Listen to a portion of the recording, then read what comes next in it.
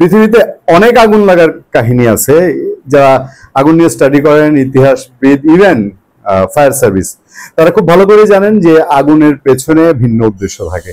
মানে আগুন লাগানো হয় অরাজকতার জন্য করা হয়। বাংলাদেশেও এই উদাহরণ আছে। বাংলাদেশের সবচেয়ে সহজ উদাহরণগুলো আপনারা সবাই জানেন, হয়তো চোখে পড়ে না, এবং সরকার, প্রতিটা সরকার সেগুলোকে পৃষ্ঠপোষকতা করে বলে আমরা বুঝতে পারি না। বাংলাদেশে একটা বস্তির জায়গা দখল করার জন্য আগুন লাগিয়ে দেওয়ার ঘটনা অহরহ ঘটেছে।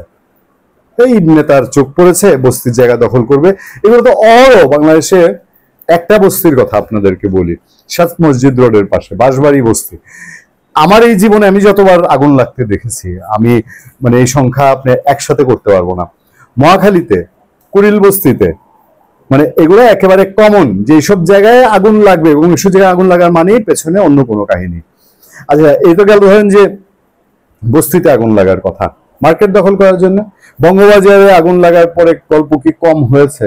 অনেক আলাপ হয়েছে না? ইভেন ঢাকার কৃষি মার্কেট যেটা আছে মোহাম্মদপুর এলাকায়, সেই কৃষি মার্কেটে আগুন নিয়ে এরকম অনেক ঘটনা ঘটেছে। আমি জানি না এয়ারপোর্টে আগুন নিয়ে সন্দেহের তীর সরকারের, সন্দেহের তীর রাজনৈতিক দলগুলোর, সন্দেহের তীর সাধারণ মানুষের, কার দিকে সেই সন্দেহের তীর তাক করা কেউ কিছু বলে না, কিন্তু সন্দেহ খুব সাংঘাতিক।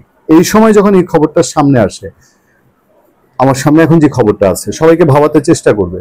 তবে অনেকে কিন্তু এই বলা বলি করেন যে এমন কি ছিল আমাদের একেবারে সবচেয়ে বড় ইন্টারন্যাশনাল এয়ারপোর্ট এই দেশের, যেটা সেই সবচেয়ে বড় এয়ারপোর্টের গোডাউনে, কার্গো গুদামে যে জিনিসটা পুরানো কি কারো কোনো দরকার ছিল? যাক, এখন পর্যন্ত সেরকম সুনির্দিষ্ট কোনো তথ্য পাওয়া যায়নি। তদন্ত হবে, তদন্তের রিপোর্ট আমরা আদতে চোখে দেখবো কি দেখবো না। তবে সামনে যে খবরটি আছে সেটি হচ্ছে রাজধানীর হজরত শাহজালাল আন্তর্জাতিক বিমানবন্দরের কার্গো ভিলেজ কমপ্লেক্স, পণ্য রাখার স্থান, অগ্নিকাণ্ডে রূপপুর পারমাণবিক বিদ্যুৎ কেন্দ্রের জন্য আমদানি করা বেশ কিছু বৈদ্যুতিক সরঞ্জাম পুড়ে গেছে বলে খবর পাওয়া গেছে। এই রূপপুর পারমাণবিক বিদ্যুৎ কেন্দ্র নিয়ে তো কত কথাবার্তা হয়েছে। আওয়ামী লীগ গভর্নমেন্টের সময় আওয়ামী লীগ ছিঁড়ে ফেলার উপক্রম হয়েছিল না বিভিন্ন অংশ থেকে আক্রমণ করে, এবং কেন রাশিয়ার সাথে এই পারমাণবিক বিদ্যুৎ কেন্দ্রে যাওয়া হচ্ছে? দেশে তো এখন আমেরিকার জয় জয়কার না? আচ্ছা, এসব সরঞ্জাম আজ রোববার খালাসের কথা ছিল, আজকেই খালাসের কথা ছিল, আগের দিন আগুন লেগেছে।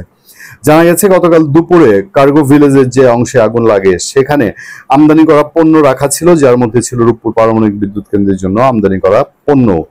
শাহজালাল বিমানবন্দরের কার্গো ভিলেজের সামনে মমতা ট্রেডিং কোম্পানির কর্মকর্তা বিপ্লব হোসেন তিনি সংবাদ মাধ্যমকে জানান, রূপপুর পারমাণবিক বিদ্যুৎ কেন্দ্রের জন্য রাশিয়া থেকে 7টি শিপমেন্ট প্রায় 18 টন বৈদ্যুতিক সরঞ্জাম 6 দিন আগে বিমানবন্দরে পৌঁছায়। এসব পণ্য খালাসের আগে পরমাণু শক্তি কমিশন থেকে এনওসি বা অনাপত্তি সনদ নিতে হয়। সেই অনুমোদন নিতে দেরি হয়, গত বৃহস্পতিবার পর্যন্ত পণ্য খালাস করা যায়নি। আজ খালাসের কথা ছিল, কিন্তু তার আগেই আগুনের সব পুড়ে ছাই।